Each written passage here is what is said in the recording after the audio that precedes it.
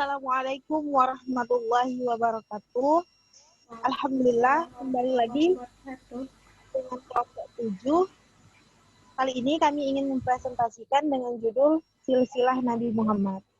Baiklah, saya Nur Alaya Antasa sebagai moderator, ada Siti Aulia Israni dan Nur Halimatus Sa'diyah Haritano. Baiklah, untuk nasab Nabi Muhammad, kepada Nur Halimah kami persilahkan untuk mempresentasikan. Bismillahirrahmanirrahim.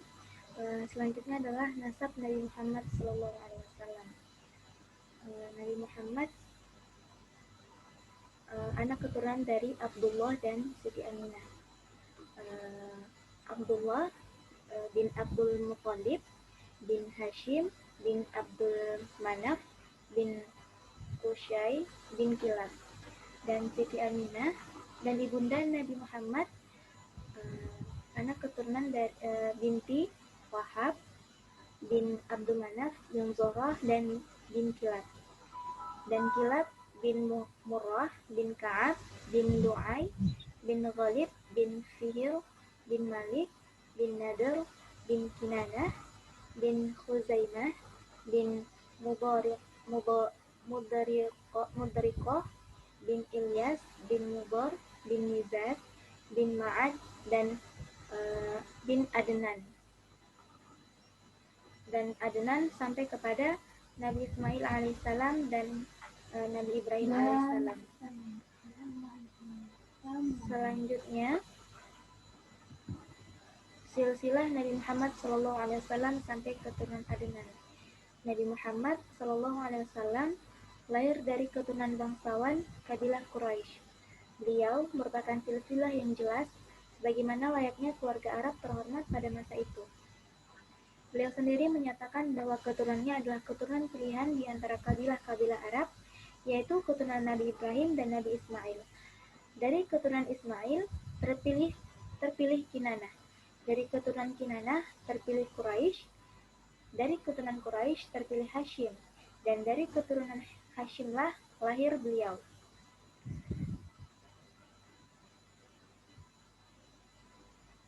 Nasab beliau tersebut adalah nasab yang baik, bagaimana diriwayatkan secara mursal dari Nabi Shallallahu Alaihi Wasallam, yang artinya, aku lahir dari pernikahan dan tidaklah aku dilahirkan dari perzinahan, mulai dari Nabi Adam sampai pada ayah ibuku. Tidak ada kebejatan jahiliyah sedikit pun dalam nasabku.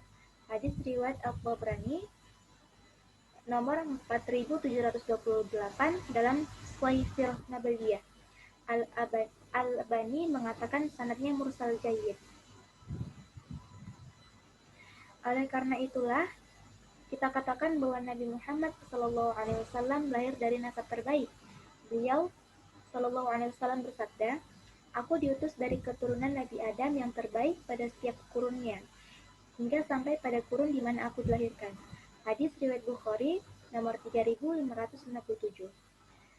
Beliau SAW juga bersabda, Allah telah memilih Kinanah dari keturunan Ismail, dan memilih Quraisy dari keturunan Kinanah, dan memilih Bani Hashim dari keturunan Quraisy, dan memilih aku dari keturunan Bani Hashim. Hadis riwayat Muslim nomor 2276. Selanjutnya saya kembalikan kepada moderator.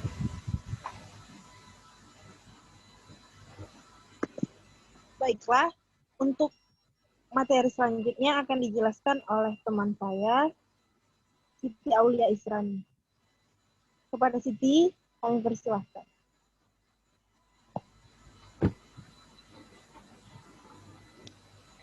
Baiklah, terima kasih moderator. Saya di sini akan menjelaskan kembali. Abdullah adalah putra kesayangan Abdul Muthalib. Dia menikah dengan Aminah binti Wahab bin Abdi Manaf bin Zuhrah bin Kilab bin Murrah bin Ka'ab bin Lu'ay bin Ghalib. Dan pada usia sekitar 24 tahun, keduanya adalah pasangan yang serasi, pemuda tampan dengan gadis yang jelita. Next.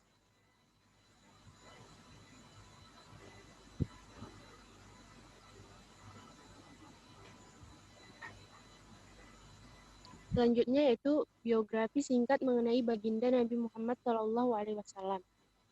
Sayyidul Mursalin, Rasulullah Shallallahu Alaihi Wasallam dilahirkan di tengah kabilah besar Bani Hashim di kota Makkah pada hari Senin 9 Rabiul Awal pada tahun tragedi pasukan bergajah atau 40 tahun dari berlalunya kekuasaan Kisra Anushirwan. Juga bertepatan dengan tanggal 20 atau 22 April tahun 570 Masehi sesuai dengan analisis seorang ulama, Muhammad Sulaiman Al-Mansukuri, dan seorang astrolog ahli ilmu falak yaitu Mahmud Pasha. Selanjutnya yaitu ayahnya Nabi Muhammad meninggal dunia ketika ia berusia 28 bulan. Sedangkan ibunya meninggal dunia ketika ia berusia 4 tahun. Sementara kakeknya meninggal dunia ketika usia Muhammad 8 tahun. Next.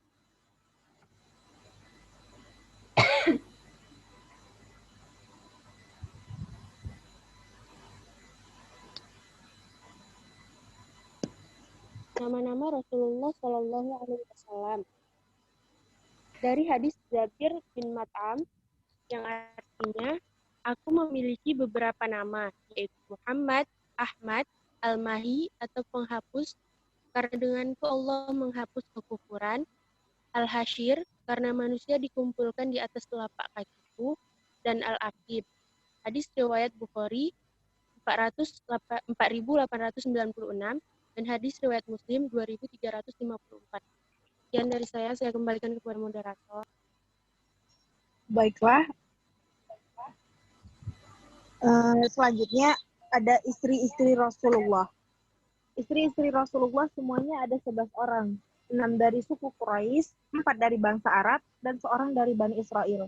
Ke-11 orang itu adalah yang pertama Khadijah binti Huwailid, yang kedua Saudah binti Jam'ah, yang ketiga Aisyah binti Abu Bakar, yang keempat ada Hafsah binti Umar, yang kelima Ummu Salamah, yang keenam Zainab binti Huzaimah, yang ketujuh Juwairiyah binti Al-Harits, yang kedelapan Ummu Habibah Rumlah binti Abi Sufyan, yang kesembilan Zainab binti Jahshin, yang kesepuluh Safiyah binti Huyai, yang kesebelas Maimunah binti Al-Harits Al-Hilaliyah.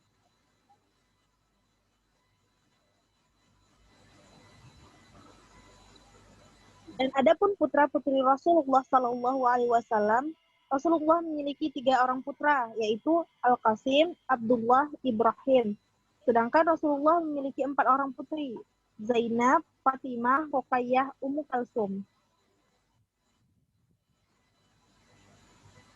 Rasulullah Shallallahu Alaihi Wasallam wafat dalam usia 63 tahun. Sebelum wafat, Rasulullah Shallallahu Alaihi Wasallam menderita selama 12 atau 14 hari. Jasad Rasulullah diletakkan di atas sehelai kain merah yang dipakainya untuk selimut, lalu dimasukkan ke dalam kubur oleh Abbas, Ali, Al-Fad, Utsam, dan Syukron. Kemudian ditutup dengan 9 batu.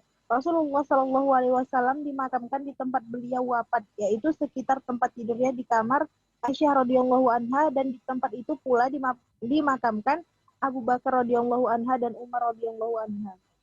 Baiklah, sampai di penghujung, kesimpulannya Sayyidatul Mursalin, Rasulullah Shallallahu Alaihi Wasallam dilahirkan di tengah kabilah besar Bani Hashim di kota Mekah pada hari Senin 9 Rabiul Awal pada tahun tragedi pasukan bergajah atau 40 tahun dari berlalunya kekuasaan Kisra Anushirwan. Ia memiliki 11 orang istri dan 7 orang anak. Rasulullah Shallallahu Alaihi Wasallam wafat dalam usia 63 tahun. Baiklah, sampai di sini presentasi kami. Jika ada kekurangan dan kesalahan, kami bertiga mohon maaf. Wallahul muwaffiq ila aqwamit thoriq. Wassalamualaikum warahmatullahi wabarakatuh.